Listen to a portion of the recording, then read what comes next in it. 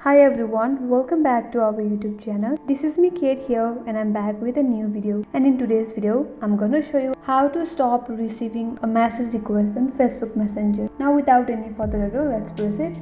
First of all, go ahead and launch the Messenger app on your device. And after that, log into your Messenger account. Once you're on this interface, now at the upper left corner of your screen, you will see three-line icon. Tap on there. A dialog box will pop up on your screen. Now from there, tap on Message Request. You will see this interface, and in here you will get a link on your screen that says decide who can message you. You will see that on the color blue. Once you tap on there, you will directly land on message delivery, and from here you can modify who can message you. In order to stop the message request, at the very top you will see friends of friends on Facebook. Tap on there. Now here you have to tap on don't receive requests, but before that, if you are new to our channel and haven't subscribed our channel yet, make sure you subscribe, like and hit the bell icon and stay tuned for more upcoming tutorials. Now back to our video again.